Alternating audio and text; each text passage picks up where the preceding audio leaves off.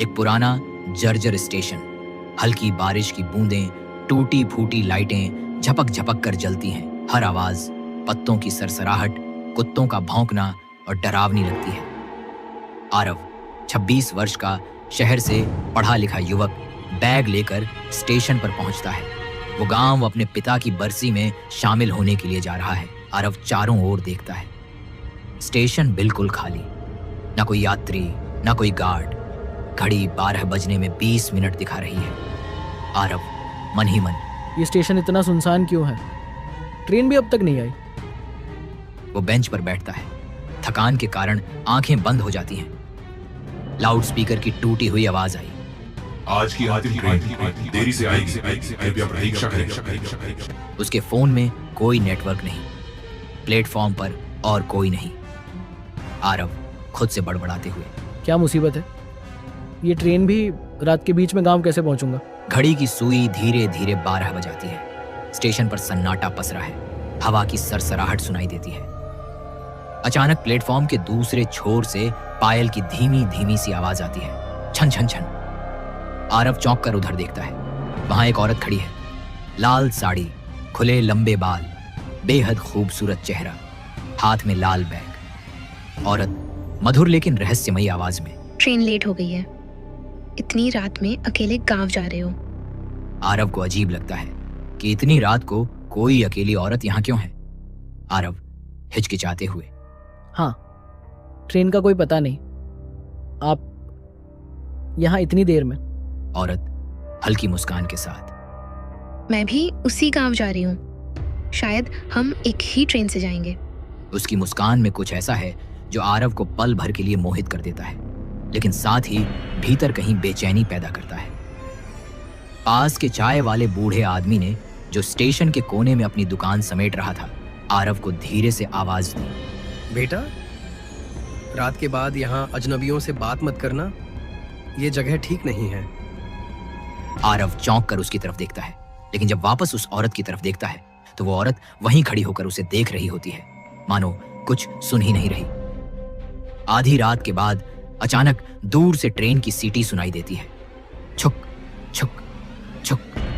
पुरानी सी भाप वाली ट्रेन धीरे धीरे प्लेटफॉर्म पर आकर रुकती है, लेकिन ट्रेन अजीब तरह से पुरानी लगती है, जैसे किसी पुराने जमाने की हो।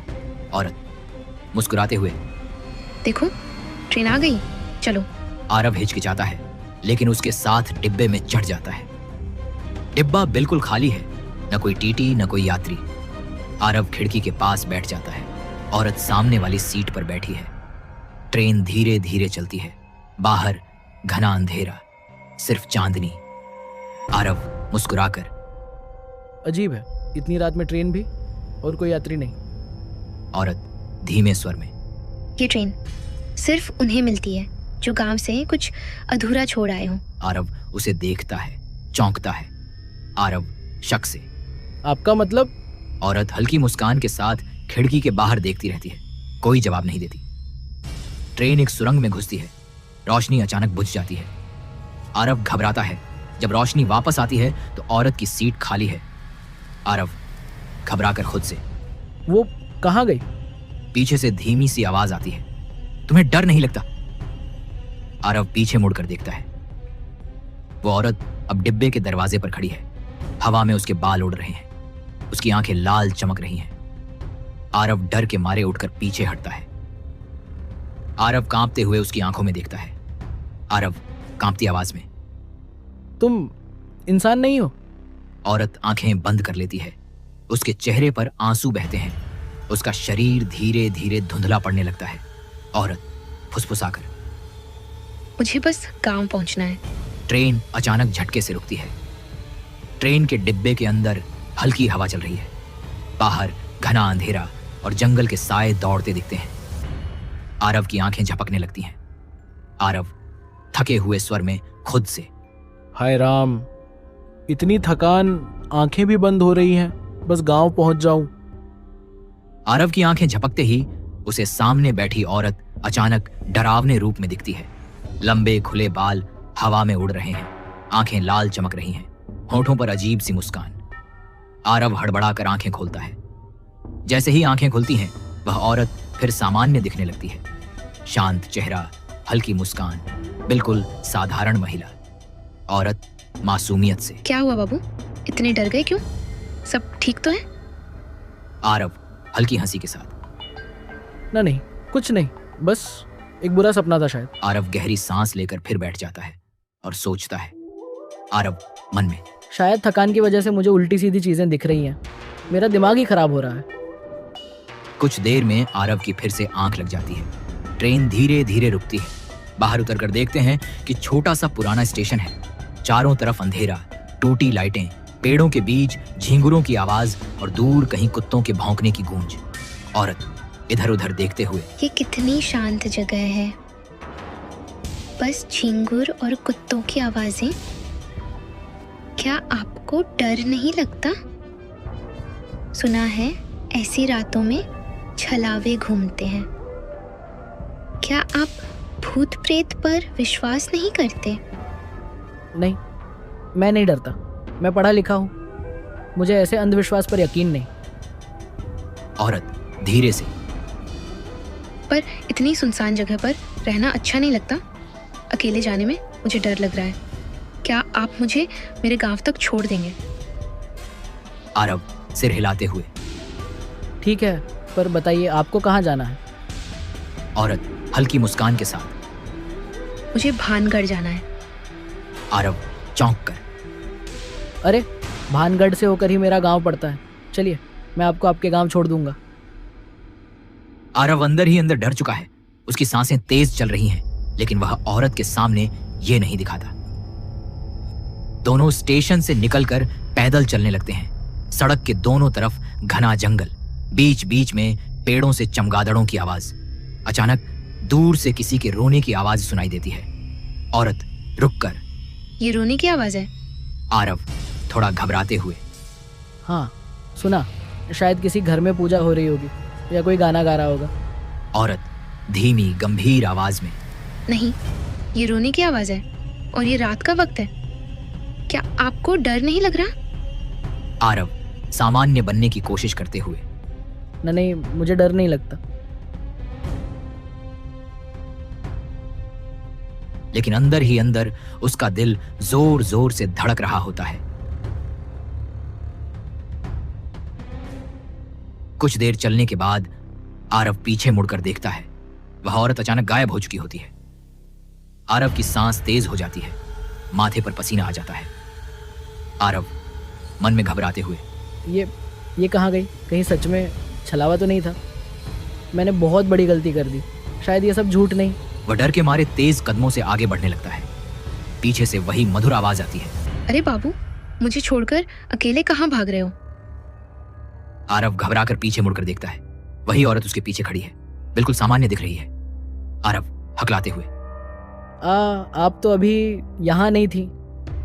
औरत हल्की हंसी के साथ, क्योंकि मैं तो छलावा हूँ। मैं कभी भी आ जाती हूँ और कभी भी चली जाती हूँ। आरव घबराए स्वर में, नहीं, आप मेरे साथ नहीं थी। औरत हल्के रहस्यमयी अंदाज में, अरे बाबू, मजाक कर रही थी। मैं तो बिल्कुल सामान्य औरत ही हूँ, डरो मत। आरव का चेहरा डर से सफेद पड़ जाता है। सांसें तेज चलने लगती हैं। आगे से ऐसा मजाक मत करना, नहीं तो मैं आपको यहीं छोड़कर चला जाऊंगा। वह औरत मुस्कुरा देती है, लेकिन आरव के चेहरे पर डर साफ झलकता है। कुछ दूर चलने के बाद अचानक वह औरत फिर गायब हो जाती है। इस बार आरव की धड़कन और भी तेज हो जाती है। वह पसीने से भीग जाता है और तेजी से दौड़ने लगता है। तभी पीछे से वही आवाज गूंजती है, लेकिन इस बार आवाज भारी और डरावनी लगती है। औरत गहरी आवाज में, बाबू, मुझे छोड़कर कहाँ जा रहे हो? आरव रुककर पीछे देखता है। औरत अब अपने असली भयानक रूप में उसके सामने खड़ी है। लाल आंखें, बिखरे बाल, होंठों पर अजीब हंसी। आरव जोर से चीखता है और जान बचाने के लिए पूरी ताकत से दौड़ पड़ता है। आरव अंधेरे जंगल में दौड़ता जा रहा है। उसके पैरों की आवाज सूखी पत्तियों पर चरमराहट करती है। पीछे से गांव वालों की डरावनी हंसी और वह औरत की आवाज गूंज रही है। आरव हाँफते हुए, हे भगवान, ये कौन सी जगह है? कहाँ फंस गया हूँ? बस किसी तरह जान बच जाए। कुछ दूर दौड़ने के बाद उसे पेड़ों के बीच हल्की सी रोशनी दिखाई देती है। एक टूटी फूटी सी चाय की टपरी जिसके बाहर मिट्टी के चूल्हे पर हल्की सी आग जल रही है। आरव राहत की सांस लेते हुए शायद अब बच जाऊंगा, कोई तो इंसान मिलेगा। वह हड़बड़ाते हुए टपरी की ओर दौड़ता है। वहां एक बूढ़ा आदमी बैठा है। उसका चेहरा काला पड़ा हुआ, आंखें धंसी हुई, पर मुस्कान अजीब तरह से शांत है। बूढ़ा धीमी आवाज में, अरे बेटा, इतनी रात को इस रास्ते में कैसे आ गया? यहाँ तो कोई नहीं आता। आरव हाँफते हुए, काका, मैं स्टेशन से गांव जा रहा था, पर रास्ते में वो औरत, वो मुझे मार डालती अगर भाग ना आता। समझ गया, तुम छलावे के चंगुल में फंस गए थे, पर अब डरो मत, यहाँ तुम सुरक्षित हो। चलो मेरे घर चलो, वहाँ आराम मिलेगा। आरव को थोड़ी तसल्ली मिलती है। वह बूढ़े के साथ चल देता है। रास्ता अंधेरे में कच्ची पगडंडी, दोनों तरफ घना जंगल, पेड़ों से चमगादड़ों की चीखें सुनाई देती हैं। थोड़ी दूर पर गांव की झिलमिलाती लालटेनें दिखाई देती हैं। आरव चौंक कर, काका, इतनी रात को गांव में लोग जाग रहे हैं, ये लोग सोते नहीं क्या? बेटा, हमारा गांव पुराना है, यहाँ के लोग दिन में सोते हैं और रात भर काम करते हैं। चिंता मत करो, चुपचाप मेरे साथ चलो। आरव को अजीब लगता है, लेकिन थकान की वजह से ज्यादा सवाल नहीं करता। बूढ़े का घर, मिट्टी की दीवारें, टूटी लकड़ी का दरवाजा, भीतर मिट्टी के दिए और लालटेन जल रहे हैं। घर में बूढ़े की पत्नी खड़ी है, चेहरे पर अजीब सी लेकिन स्वागत भरी मुस्कान। अरे वाह, कितने दिनों बाद कोई नया मेहमान हमारे गांव आया है, इसका स्वागत अच्छे से होना चाहिए। आरव थोड़ी हिचकिचाहट के साथ, काका, इस जमाने में भी मिट्टी के दिए और लालटेन इस्तेमाल करते हो? बिजली नहीं आती यहाँ? बूढ़ा धीमी मुस्कान के साथ, नहीं बेटा, बिजली हमारे गांव से बहुत दूर है। हम लोग पुराने तरीकों से ही जीते हैं, हमें नई चीजों की जरूरत नहीं। आरव को गरम खाना परोसा जाता है। रोटियां, दाल, कोई पुरानी खुशबू वाला सब्जी का शोरबा। भीतर मिट्टी के दिए जल रहे हैं। आरव लकड़ी की चौकी पर बैठा है। सामने बूढ़े और उसकी पत्नी ने खाना परोसा है। खाने की खुशबू में पुरानी सी भारी मसालों की महक है। आरव थोड़ा हिचकिचाकर पहला कौर खाता है। तभी बाहर दरवाजे पर थक थक थक की आवाज होती है। कौन? बाहर से भारी और धीमी आवाज आती है। शिकार को बाहर मत जाने देना, उसे यहीं पकड़ कर रखना। कई दिनों बाद कोई शिकार हमारे हाथ लगा है। आरव के हाथ में थाली कांप जाती है। उसकी आंखों में डर झलकता है। वह धीरे धीरे बूढ़े की ओर देखता है। आरव घबराए स्वर में, ये बाहर वाला क्या कह रहा था? कौन सा शिकार? बूढ़ा हल्के से हंसता है, जैसे कुछ छिपाने की कोशिश कर रहा हो। अरे कुछ नहीं बेटा, वो मेरा पुराना दोस्त है, बड़ा मजाकिया है। तुम बेवजह डर रहे हो। हम सब इंसान ही हैं, कोई भूत प्रेत नहीं है जो तुम्हें यहाँ फंसा कर रखेंगे या तुम्हें मारकर खा जाएंगे। तुम निश्चिंत रहो, आराम से खाना खाओ। बूढ़े की बातों से आरव के चेहरे पर बनावटी मुस्कान आ जाती है, पर उसकी आंखों में बेचैनी साफ दिखती है। वह धीरे धीरे खाना खत्म करता है, लेकिन उसका मन संदेह से भरा रहता है। आरव मन ही मन वह मजाक, पर आवाज मजाक जैसी नहीं थी। ये लोग कुछ छुपा रहे हैं, मुझे यहाँ से जल्दी निकलना होगा। खाना खत्म कर चुपचाप अपने लिए तय किए गए कमरे में चला जाता है। बाहर मिट्टी के दियों की झिलमिलाती लौ और लालटेन की हल्की रोशनी दीवारों पर अजीब साए बना रही है। रात गहराती जाती है और गांव की बेचैन खामोशी धीरे धीरे बढ़ती जाती है। रात गहरी हो चुकी है। बूढ़े के घर में मिट्टी के दियों की लौ धीमे धीमे झिलमिला रही है। बाहर गांव के किसी कोने से झींगुरों की आवाज और हवा में सरसराहट गूंज रही है। आरव अपने बिस्तर पर लेटा है, लेकिन नींद नहीं आ रही। उसके मन में बार बार वही ख्याल गूंजता है, दरवाजे पर सुनी गई आवाज और शिकार वाला शब्द। आरव मन ही मन, कहीं वो बूढ़ा मुझसे झूठ तो नहीं बोल रहा? शिकार मजाक था या? कुछ देर बाद उसे तेज प्यास लगती है। वह धीरे से उठकर बाहर पानी पीने के लिए जाता है। बाहर आंगन में मिट्टी के दियों की हल्की हल्की रोशनी है। हवा में एक अजीब ठंडक और सीलन है। पानी पीने के बाद वह वापस कमरे में लौटने ही वाला होता है कि दूर कहीं हल्की सी सरसराहट और फुसफुसाहट सुनाई देती है। आरव धीमे स्वर में, ये कैसी आवाज? वह धीरे धीरे खिड़की के पास जाता है और झांकता है। खिड़की के बाहर गांव के कई लोग दिखाई देते हैं। सब हाथों में लालटेन लिए हुए एक बड़े गड्ढे की खुदाई कर रहे हैं। उनके चेहरे पर अजीब शांति है, पर उनकी आंखें लालटेन की रोशनी में चमक रही हैं। वे खुदाई करते हुए धीमी भारी आवाज में एक ही बात बार बार दोहरा रहे हैं। गांव वाले गूंजती आवाज में, जाओ जाओ। आरव के रोंगटे खड़े हो जाते हैं। उसका गला सूख जाता है और वह खिड़की के पास से पीछे हट जाता है।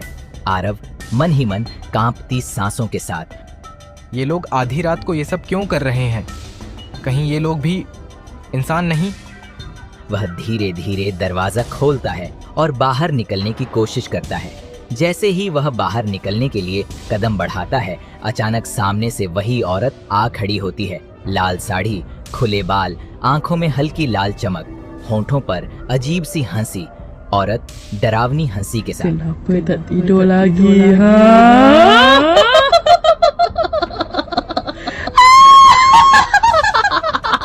आरव घबराकर कुछ कदम पीछे हटता है, लेकिन तभी गांव के लोग लालटेन लेकर वहां आ जाते हैं। सबके चेहरे पर वही अजीब मुस्कान और आंखों में ठंडी चमकती निगाहें। बेटा, अब कहीं मत जाओ। हमारे गांव में जो एक बार आ जाता है वो कभी वापस नहीं जाता। गांव वाले एक साथ गूंजती आवाज में, हमारा हिस्सा बन जाओ, हम तुम्हें कुछ नहीं करेंगे, सिर्फ यहीं रहो।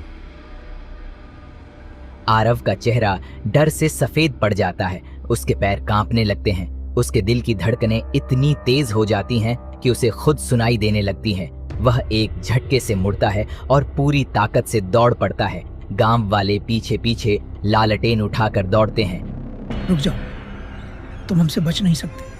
आरव अंधेरे रास्तों से, पेड़ों के बीच से लड़खड़ाते हुए भागता है। उसकी सांसें तेज चल रही हैं, कपड़े फटने लगे हैं। पीछे से गांव वालों की हंसी और वह औरत की चीख सुनाई दे रही है। अचानक उसकी नजर दूर एक टूटी फूटी कुटिया पर पड़ती है, जो देखने में किसी पुराने मंदिर जैसी लग रही है। दरवाजे पर टूटा हुआ घंटा और दीवारों पर उग आई काई। वह भागते भागते उसी ओर दौड़ता है और थक कर कुटिया के दरवाजे पर गिर पड़ता है। आरव टूटी फूटी कुटिया मंदिर के दरवाजे पर गिरा पड़ा है। सांसें तेज चल रही हैं, माथे पर पसीना है। पीछे से गांव वालों की लालटेन की रोशनी जंगल की झाड़ियों के बीच झिलमिला रही है। आरव घबराकर कुटिया का भारी लकड़ी का दरवाजा धकेलता है और भीतर घुस जाता है। दरवाजा अंदर से बंद कर देता है। अंदर घना अंधेरा है। सिर्फ टूटी खिड़की से चांदनी की हल्की रोशनी अंदर गिर रही है। मकड़ी के जाले, सूखी पत्तियां और टूटी मूर्तियों के टुकड़े चारों ओर फैले हुए हैं। दीवारों पर पुराने जमाने के फीके चित्र, जिनमें गांव के लोग कुछ अनोखी पूजा करते दिख रहे हैं। आरव हाँफते हुए खुद से, हे भगवान, बचा लो, ये लोग इंसान नहीं हैं। वह धीरे धीरे दीवार का सहारा लेकर उठता है और इधर उधर देखने लगता है। कुटिया के बीच में टूटा हुआ चबूतरा है, जिस पर एक पुरानी काली मूर्ति रखी है। मूर्ति पर सूखे फूल चढ़े हैं और चारों ओर राख जमी है। नीचे एक पुराने लोहे के दीपक में बुझा हुआ तेल पड़ा है। आरव की नजर दीवार पर लगे एक पुराने तांबे के फलक पर जाती है। वह धूल पोंछकर पढ़ने की कोशिश करता है। फलक पर लिखा है, भानगढ़ गांव के लोग 1922 में प्लेग और अकाल से मर गए। कहते हैं मरने से पहले गांव के लोग श्रापित हो गए थे। उनके आत्मा आज भी रात में जीवितों को अपने साथ ले जाती हैं। आरव के हाथ कांपने लगते हैं। आरव कांपती आवाज में, मतलब ये गांव 100 साल पहले ही मर चुका है। अचानक बाहर से गांव वालों की धीमी फुसफुसाहट सुनाई देती है। उनकी आवाजें कुटिया के चारों ओर से गूंज रही हैं। गांव वाले गूंजती आवाज में, बाहर आ जाओ, तुम अब बच नहीं सकते, हमारा हिस्सा बन जाओ। आरव डर से दीवार के पास सिमट कर बैठ जाता है। उसकी आंखें दरवाजे पर टिकी हैं। सुबह की हल्की सी रोशनी जंगल के पेड़ों के बीच से छनकर आती है। आरव धीरे धीरे कुटिया मंदिर का दरवाजा खोलता है। बाहर सन्नाटा छाया हुआ है, कोई इंसान नहीं, बस हवा में सूखी पत्तियों की सरसराहट। वह कांपते हुए कदम बाहर रखता है, चारों ओर नजर दौड़ाता है, गांव के रास्ते की ओर देखता है। आरव खुद से धीमी आवाज में, शायद वो सब सच में चले गए या फिर अभी कहीं छिपे हों। वह हिम्मत जुटाकर गांव की ओर चल पड़ता है। सारे रास्ते में टूटी झोपड़ियां, जली हुई छप्पर, बिखरी मिट्टी के बर्तन दिखाई देते हैं। हर चीज पर धूल और कई जमी हुई है, जैसे सालों से कोई यहाँ आया ही ना हो। आरव बूढ़े के घर के सामने पहुंचता है। घर का दरवाजा आधा टूटा हुआ है। अंदर झांक कर देखता है, सिर्फ खाली बिस्तर, टूटी चारपाई, जाले और राख। खाने की वह थाली भी अब नहीं है, जैसे कभी किसी ने कुछ पकाया ही न हो। आरव डरते हुए बुदबुदाता है। अचानक पीछे से हवा का झोंका आता है और दरवाजा अपने आप चर्र की आवाज के साथ बंद हो जाता है। आरव झटके से पीछे हटता है। वह तेज कदमों से गांव की गलियों से बाहर निकलने लगता है। जंगल के रास्ते पर आता है। सूरज की किरणें अब थोड़ा तेज हो गई हैं। उसे लगता है कि शायद अब वह सुरक्षित है। जंगल पार करने के लिए पगडंडी पर चलते हुए उसे अचानक पीछे से किसी के पैरों की आहट सुनाई देती है, धीमी, रेत पर रगड़ती हुई आवाज। आरव रुककर धीरे से वह पलटकर देखता है, कोई नहीं, सिर्फ झाड़ियों की हल्की हलचल। वह फिर तेजी से आगे बढ़ता है, लेकिन कुछ ही दूर जाने के बाद पेड़ों के बीच से वही बूढ़ा धीरे धीरे बाहर आता दिखता है। उसके चेहरे पर वही पुरानी ठंडी मुस्कान। आरव का चेहरा सफेद पड़ जाता है। उसके पैर कांपने लगते हैं। वह कुछ बोल नहीं पाता। वह मुड़कर दौड़ पड़ता है। जंगल की झाड़ियों के पीछे से धीरे धीरे बाकी गांव वाले भी निकलने लगते हैं। सबके हाथों में लालटेन नहीं, पर उनकी आंखें हल्की पीली रोशनी में चमक रही हैं। उनके कदमों की आवाज मिट्टी पर सर सर गूंजती है। गांव वाले धीमी पर गूंजती आवाज में, भागकर कहाँ जाओगे? ये जंगल, ये रास्ता सब हमारा है। आरव बेतहाशा दौड़ता है। पेड़ों की डालियां उसके चेहरे पर लगती हैं, लेकिन वह रुके बिना भागता रहता है। आखिरकार वह जंगल के किनारे तक पहुंचता है, जहां उसे दूर सड़क दिखाई देती है और एक गुजरती बस। आरव जोर से चिल्लाते हुए, रुको रुको। बस थोड़ी देर के लिए रुकती है। आरव दौड़कर चढ़ जाता है। बस का दरवाजा बंद होता है और बस धीरे धीरे जंगल से दूर जाने लगती है। आरव खिड़की से पीछे झांक कर देखता है। गांव के सारे लोग वहीं पेड़ों के किनारे खड़े हैं। उनकी आंखों की हल्की रोशनी अब भी अंधेरे में चमक रही है, लेकिन वे बस के पीछे नहीं आते। बस पुरानी और जर्जर है। अंदर कुछ ही लोग बैठे हैं, जिनके चेहरे झुके हुए और अजीब लगते हैं। आरव मन में, आखिरकार शायद मैं बच जाऊंगा। में बस आगे बढ़ती जाती है। आरव सीट पर बैठा पसीने से भीगा हाँफ रहा है। लगता है कि अब वह बच गया।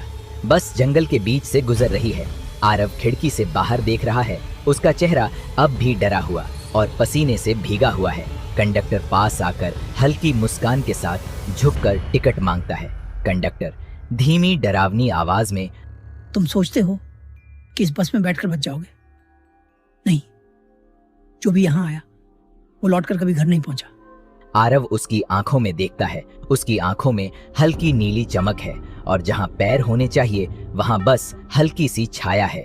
आरव का कलेजा जोर जोर से धड़कने लगता है। उसकी सांस तेज हो जाती है। वह सीट से उठता है और हड़बड़ाकर बस के दरवाजे की ओर बढ़ता है। बस जंगल के मोड़ पर थोड़ी धीमी होती है। आरव अचानक बिना सोचे समझे दरवाजा धकेलकर कूद पड़ता है। जमीन पर गिरते ही उसके हाथ पैर छिल जाते हैं, लेकिन वह रुके बिना उठकर दौड़ पड़ता है। पीछे से बस की खिड़की में कंडक्टर खड़ा होकर हल्की हंसी हंस रहा है और बस धीरे धीरे धुंध में गायब हो जाती है। आरव जंगल के बीच भागता भागता एक पुराने खंडहर जैसे घर तक पहुंचता है। घर की टूटी हुई दीवारें और झुकी हुई छत उसे देखकर ही डरावनी लगती हैं, लेकिन उसके पास छिपने के अलावा कोई चारा नहीं है। वह अंदर घुसते ही भारी लकड़ी का दरवाजा जोर से बंद कर देता है। सांसें तेज चल रही हैं, दिल धड़क रहा है। वह दीवार से टिककर बैठ जाता है। कुछ देर की खामोशी के बाद बाहर से वही गांव वालों की आवाजें सुनाई देने लगती हैं, धीमी पर डरावनी फुसफुसाहट, जैसे चारों ओर से आ रही हो। गांव वाले बाहर से बाहर आ जाओ, तुम अब हमारे हो, भागकर कहाँ जाओ? आरव दरवाजे से सट कर बैठा है, उसके हाथ कांप रहे हैं। वह डर के मारे आंखें बंद कर लेता है। तभी अचानक खंडहर के एक कोने से टन टन टन की हल्की सी घंटी की आवाज आती है। आरव आंखें खोलकर देखता है, कोने में मिट्टी में दबी हुई एक पुरानी कांसे की घंटी रखी है। वह घिसी पीटी पर अब भी सलामत है।